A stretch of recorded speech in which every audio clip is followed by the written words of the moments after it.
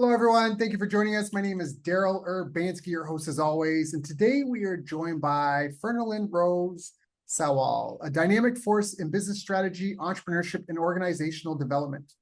Fernalyn is the founder of the Green Light Project Solar Philippines. She boasts extensive experience in energy, BPO, real estate, retail, and financial services. As a Lean Six Sigma Black Belt, Clifton Strength Coach, and DISC certified facilitator, she excels in talent management, strategic planning, and leadership development. An executive MBA graduate from Quantic School of Business and Technology, Fern is passionate about sustainability. I've asked her to join us here today to share her journey and insights on creating an impactful change in organizations and communities. So Fernalyn, thank you so much for joining us. How are you? Thank you, Daryl, for that introduction. I'm good. I hope you're doing fine as well. And I'm happy to be here with all of you. And we were joking before about I changed my shirt. So if you're listening and not watching, we got the same background and now we both have white shirts, so team colors. Now, before we get into this, obviously you've got a very great background, very well trained, great track record. How did you even get into business? Do you come from a family of entrepreneurs? Are you following in your parents' footsteps? Not at all, Daryl. I don't have any idea about business before. The opportunity just opened up to me and I took the risk. And now I'm here. Wow. Got it. So can you walk us through your career? How did you get started? You just had all the skills that you needed and you're like, ta-da, I'm here. Or what was the first step and then the second step? Sure. My first job was actually a teacher. I was a faculty teacher in high school. But obviously in the Philippines, teachers don't get paid much. So I had to look for another job that would still give me an opportunity to teach, but at the same time, I'd still be able to support my family because I was the breadwinner. Yeah, I got into training and now organizational development and now an entrepreneur. Wow. So what can you explain when you say you got into organizational development? What does that mean? It sounds like you first, by being a teacher, you knew how to teach, but not just teach, you knew how to learn. And then you got into training and then organizational development. So what does that mean? And how did you get into organizational development? What is that? Learning and development is also part of OD in a lot of ways. And the way I see it, it's like strategic HR. Like, how do you strategize internally? How do you drive the business internally using data? What needs does the organization have based on the data? So it's very much related to learning and learning and development. And I love math. I love data. So I believe I'm in the right career. And now I'm exploring the world of entrepreneurship. There's really a lot to learn. And I can say I'm just really passionate about learning and how I can improve myself every day. Yeah, I love that. I think that's part of why we're here. We're here to learn and grow. I had this thought one night, if I have an immortal soul, or even if I achieve immortality via technology, it doesn't matter. Because some people, that's what they think, right? We're going to have some sort of technological breakthrough and now humans can live forever, essentially, as long as we don't get squished. In either case, you're talking about an immortal timeline, either your soul's immortal timeline or your immortal timeline. And I thought, an immortal timeline, what would be the trophies that I would value if I was immortal? What would be the things, the accomplishments, the proud moments over thousands, tens of thousands, millions of years? What would I put on the mantle? What would I put up on the wall? And I love that perspective, that frame of view, because I think it helps put things in perspective. We know that we're all going to die eventually. As far as we know, no one has escaped life yet. Yeah. So it's not really a question of if I'm going to die. It's going to be will I die and when and what will I have done before then? And I think that's a really powerful and important thing for people to think about, because it's really easy for us to get caught up in the little the economy this or this, these things that happen. And in 5,000 years, they're not going to matter. So I love you described organizational development as strategic HR, which I think is great. And then you did Six Sigma and even your MBA.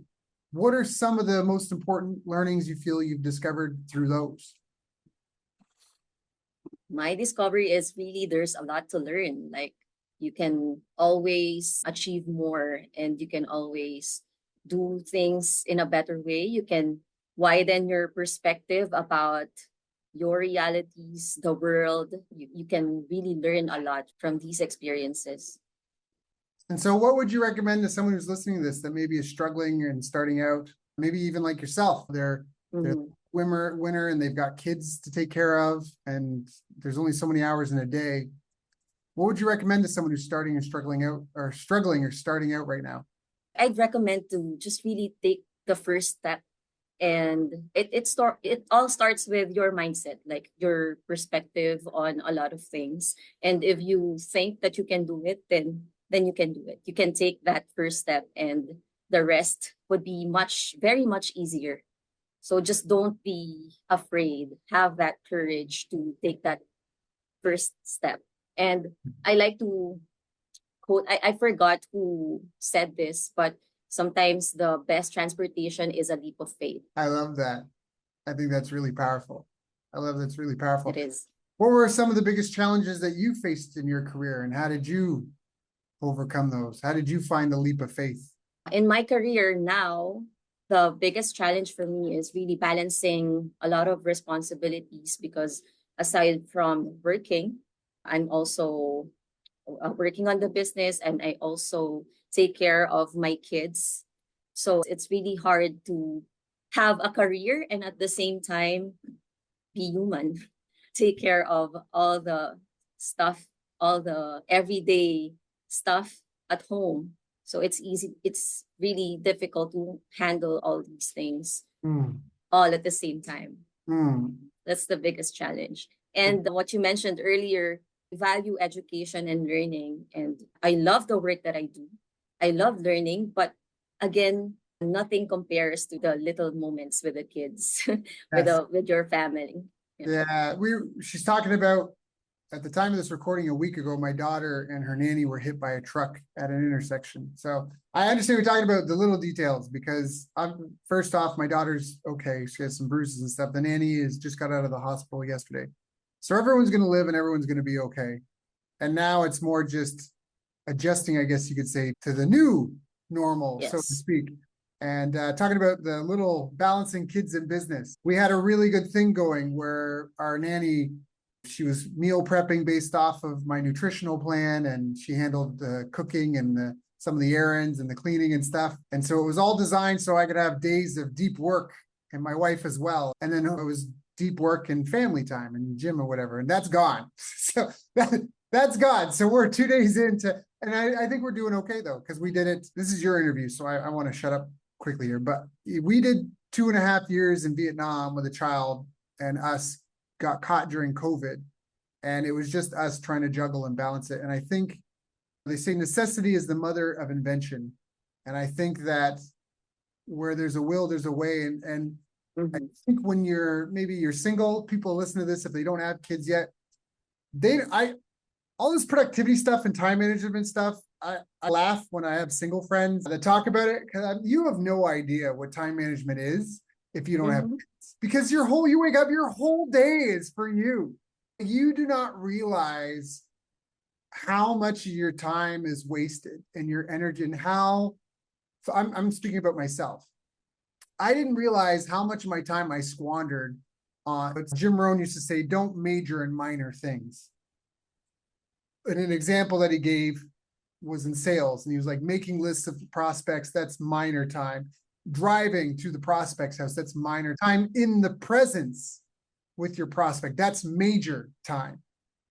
In the presence of them. So people that don't have kids don't realize how much of their days, and you really have to start, you understand the power of decision-making, of judgment, and of building a team.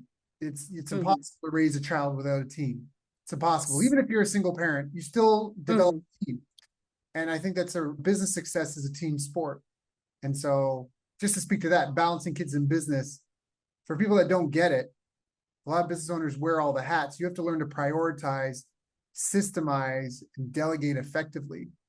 And I just want to put that out there because I'm a little pat on the back here. I'm showing up to this call, clean shaven, haircut, but we've been without a nanny for a week now, and had an endless parade of people coming through the house with fruits and stuff to check in and how the family's doing.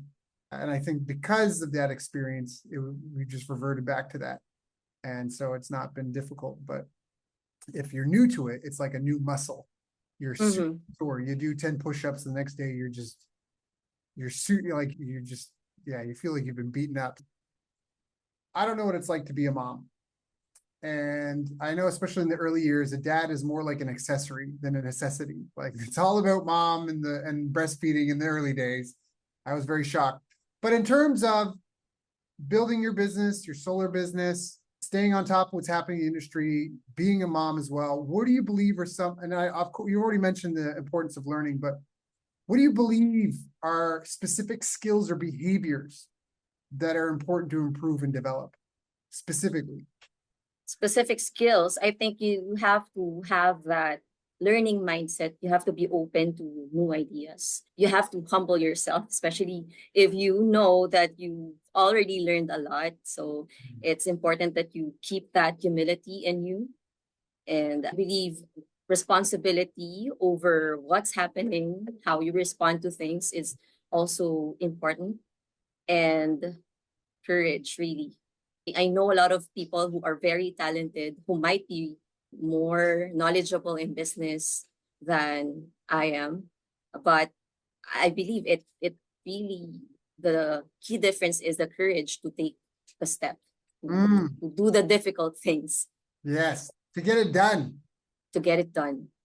To get it done. I love that. What does that look like in terms of habits? Daily, weekly? What does that look like in terms of habits? Like this. Sometimes you won't have time really to fix yourself basically, because you're thinking about like, okay, how do I move this forward?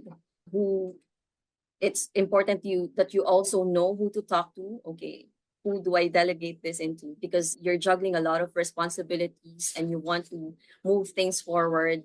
It's hard to do it alone, right? You have ideas.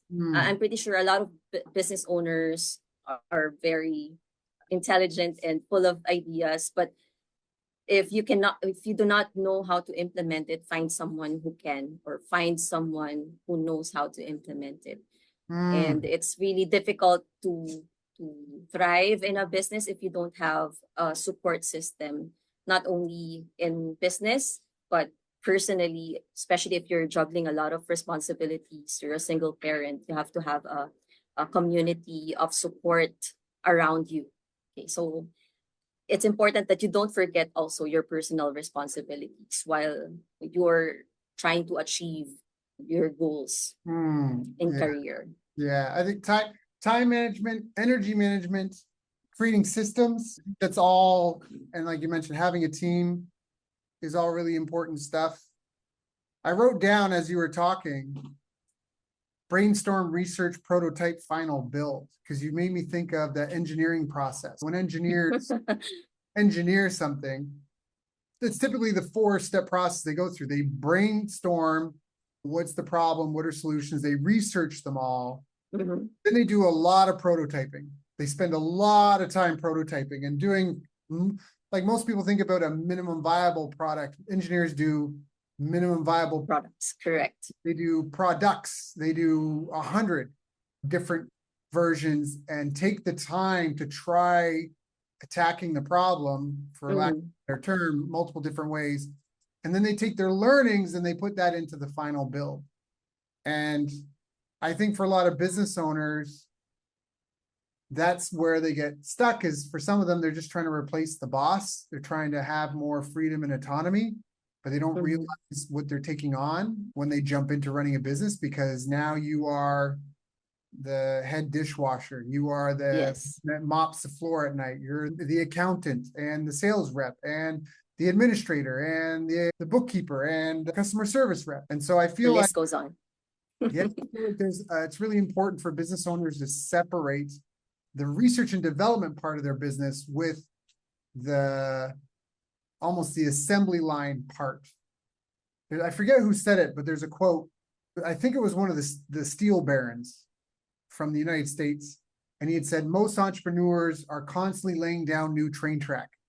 They're looking for more places to lay down train track. They just want to build more and more train track. Where I just want to length the train track between two busy cities, and I want to have trains busy on it all day long. And that's a difference. So I think there's the brainstorm research prototype phase, and then there's the standardization of what you're doing and creation of packages, because that allows you to better delegate and predict and all that sort of stuff. That's what I got when you talked about that. When you were talking about first, you got to get your mindset, your perspective right, to be open to new ideas and things. And even when you're talking about strategic HR, a lot of that is related. Systems, right? Yes. Because if you don't know what someone has to do, that's a lot of people, they hire someone, they need help, they hire them, and they just show up. What do you do? And they just give them the job title and expect the person to know how it's supposed to be done, how to do it, where all the resources required are, how long it should take, what standards it should be done to. And that's just creates a lot of friction for everyone. Mm-hmm. Where do you see, so you're in solar right now. Mm-hmm.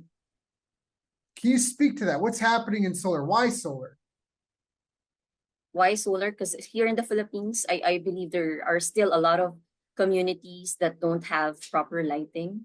Even in the cities, right? You'd drive on roads that are unlit at night, and it's very dangerous, right? Because we have families waiting for us and accidents are there. Why not adopt like solar technology to address that problem? So we're not only addressing a big issue, but we're also tackling a bigger issue, which is climate change, right? Yes.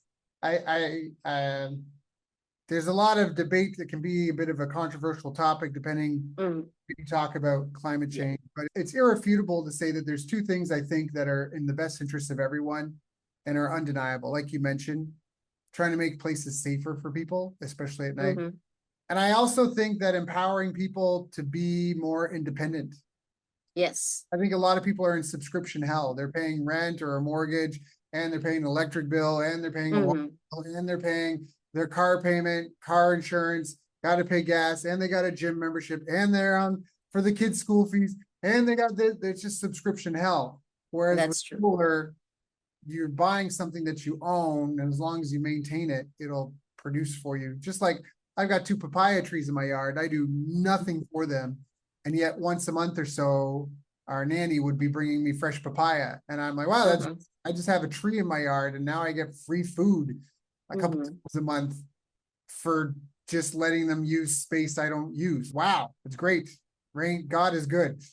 Yes, exactly. Yeah. If more people could get to know how they can benefit from solar energy, because again, you can get free unlimited energy from the sun, right? And it's impossible to not have the sun.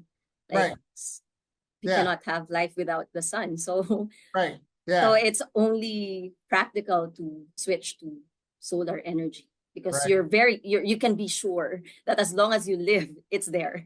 I'm a fan. I've got a bunch of solar panels myself. Can you speak to that? Is there a big adjustment for people, or can they just live life normally with solar? They can just live life normally. It's just really as easy as having someone installed the system for you, and that's it. You won't have anything to worry about anymore. Yeah, it's less maintenance, or actually most of our clients have zero maintenance. Get calls for upgrades and referrals. Yeah. That's a good business to be in. Yeah, I think it's great. I'm beating the drum. I feel in some ways lied to. I feel like a lot of people, if they're not asking questions about if they're being lied to or not by media, mainstream media, I don't know what I pray for you, because since COVID, I think it'd be really difficult to not feel betrayed some way, shape, or form by some form of mainstream institution, whether it's media or it's some sort of government agency. There's a lot of people questioning everything. And I also feel like I'm not using calculus, I'm not using algebra. I think it's important to learn history, but nobody told me, hey, learn how to run a successful small business, own your own piece of land in your home, set up a couple of simple systems like solar, like rainwater, have a couple of chickens, and you're good.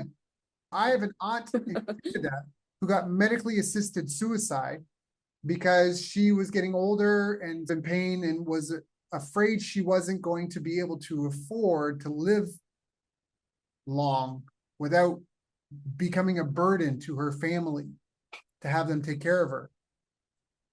And so she opted in Canada for medically assisted suicide. And yet, if someone had told her in school, hey, learn how to run a successful small business, own a piece of land and a house on it, have some simple systems like solar and rainwater and maybe a couple chickens and some food crops. You're not trying to replace your entire grocery bill, but all of a sudden, when you own all that stuff, you're free. And that's not taught in any school. And it's great. I learned algebra. I'm not using it right now. I'm hungry. It's great. I learned algebra. I'm not using it right now. I need some power to do this interview. I really feel betrayed in a lot of ways. I'm hoping for renaissance and renewal. I hope we're entering a new golden age where we throw off the parasite. I really am turning this into the Listen Daryl talk show, but where we throw off the parasites and the false presumptions. The whole education system it's designed to create factory workers, not people that are learning how to survive. Chairs are assembled in assembly line rows. Your breaks are announced by a factory bell. The teacher gives you a quality control card. That's all from assembly line systems, which were also based off of, it was even Persian or Peruvian military training systems. There was an emperor who had lost a war, and he realized if he didn't regroup his army fast, he would be overthrown and taken. And he created a training system to create people for specific roles in the military. And that's became the foundation for our education system. And maybe it's just been the best we've had until now. But for everyone listening to this, whether you work with Fernalyn or not, you need to get yourself some solar. You need to be power independent. You need to figure out how to run a small business. You need to listen to this interview and maybe all my others. You need to learn that skill. And then you need to start becoming more self-reliant and interdependent versus dependent. We just saw energy bills. How much did energy bills go up since COVID? They've gone 50%. Is it more than that? Oh, my mom not very she does not use electricity a lot, so we don't have problems with electricity bill that much, but our clients would have bills of up to 20K from 12K. Yeah. So yeah, and Almost that's double. what that's what makes them decide to really go or switch to solar already, because it's already Yeah. So electricity price is almost double. It's this mindset we gotta get out of. It's the get now, pay, and it's almost the same thing with car payments and that. Gotta flip the script on that. Where do you see the trend of your? sorry No, sorry to cut you off. I just wanted to go back to your train of thought earlier about our education system, like how kids are taught to follow all these rules, right? Because the way I see it, discipline is really important. It's very important. And we're taught that at school. But I believe that we have to also reinforce how and teach our kids how to be leaders, right? Not just followers, because yes, we're able to instill discipline, how they will follow orders or instructions, right? But what's really important in life is how you take charge, right? How do you take charge of things? How do you take charge of your life? And that's, I think, what's missing in our education system, how to be a leader. How do you become a leader of your own life? Yeah, I agree wholeheartedly. A leader of your own life. A lot of people, I quote a lot, most people are walking around with their umbilical cord hanging out looking for someone to plug it into. Like they don't know what to do for themselves. Of course, we all need each other. We all need mentors and we have Yes. role models, but some people are completely clueless, and that can be a dangerous place to be. Where do you see the future trends of your industry? Is solar going away? Is it going to disappear? Are we going to all of a sudden be back to having diesel generators, try to run our house off gas? What do you think? I believe solar is here to stay, and I really see people being independent, being energy independent, Mm, because at the moment it's really ridiculous, right? Why we pay such high amount to a provider where when we can generate our own energy, right? So I believe it's here to stay, and there are just like new technologies to make it better and better. There's no, to me, you won't get it wrong with mhm, transitioning to solar energy. mhm, Yeah, mhm, especially now the prices of getting a solar system has been reduced significantly. So this, mhm. I think this is the best time to go solar. The products and installation fees are much reduced or lower Yeah, much cheaper. now. Yeah. Yeah, Yeah. much cheaper. Yeah, I love it. That's why I say I hope we're entering a new golden age where whether it's for preventing climate change or whether if it's just to combat the rising cost of living or whether it's just to provide better self-sufficiency, I think we're headed in the right direction. And I'm with you on that. I'm very excited about the future that way. Now, so you say solar's here to stay. Do you see, no, okay, solar's here to stay. What stops people from getting involved with I solar? believe it's the unfamiliarity. A lot of people are still not educated about the benefits of solar and how easy it is. Naturally, people be comfortable in what they're used to. So if they're used to getting the energy from a provider, then there's no compelling reason to change. I'm comfortable here, so why change, right? Hmm, But if there are more people, that if we can get more people and businesses to adopt solar energy, then I'm pretty sure that we can scale the growth of solar energy, especially here in the Philippines. We have a lot of remote areas where light is essential and it's not there, right? yeah, 100%. Rurally, and even not rurally, everybody's got a day. Unless you're way up north and they've got months of winter or of dark because the sun, like Alaska or something like that. If you have sunlight, you've got free power. I think that Mhm. that's, I think that's really powerful. And imagine how powerless you can feel without electricity. Like sometimes it's not normal that we don't have electricity, but during typhoons and there's no electricity, it's hard to move around. Okay, what do I do? You feel powerless. Yeah. So with solar energy, you won't have to worry about that, especially if you have a storage system like a battery. And I think in a lot of ways, like people don't realize this, there's no second world. It's always first world, third world. And a lot of that has been because of colonialism. I think what's happening right now is an evening out of the worlds because I had a call with a client that's in Texas. This client is very well to do. They're living in Texas in the United States, first world country. They went 13 hours without power for whatever reason. This guy is thinking about solar just for that. Like, why, if I'm living in this nice house, I have a good income, very good compared to the average person, the average American, and I'm living in Mhm. Texas, I'm in a first world country. Why am I in a sweater and a hat? Because I don't have power. What is going on here? It's just again, it comes back to I think humanity has to do better and think smarter right now. And I think that's really powerful. So, what are some of the approaches you're taking? What's your strategy to grow your business right now? I'd like to leverage really on partnerships and building communities. We partner with different solar companies to really scale the adoption of renewable energy. Because the way I see it, collaboration is always better than competition. We can Mhm. always reach our goals faster, helping each other. So, what does that look like? Can you give me an example? For example, if we have like clients in, let's say, in Mindanao, the goal is really to partner with reputable solar companies in Mindanao, so that we don't have to fly our team there, which would cost airplane tickets and all that stuff. When we have subject matter experts or technical experts in the area that we can partner with, then everything would be easier. And it's also cheaper for the client because we don't have to add those incremental charges. I love that. I love that. I love that. I love that.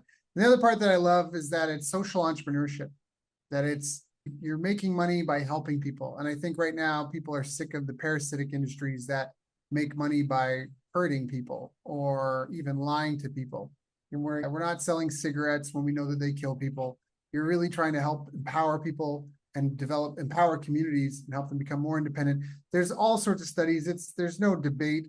As the energy supply increases, the quality of life and things like excess mortality go down as well. So there's a direct connection between improving someone's quality of life and access to cheap energy. So,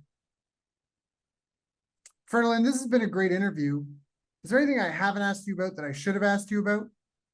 Can't think of anything. We've talked about the importance of community and support systems, the impact of solar, overcoming challenges. Yeah, I can't think of anything right now, but feel free to ask. If people want to get in touch, if they have questions, if they want to know or talk shop with you about the sustainability industry, or if they're interested perhaps in solar or getting involved in the industry or getting solar for their homes, what are some of the best ways for them to get in touch? You can find me in LinkedIn, Fernalyn Rose Sawal. But by the way, you can call me Fern. I'm not used to people calling me Fernalyn anymore. But it doesn't matter. We're just mentioning it here. So you can connect with me in LinkedIn. You can also find our Facebook page, the Greenlight Project. That's why it's the Greenlight Project. So follow and share the page. And if you were interested to learn about solar technology, feel free to contact me via WhatsApp. Also, my WhatsApp is on our Facebook page. You can find it there.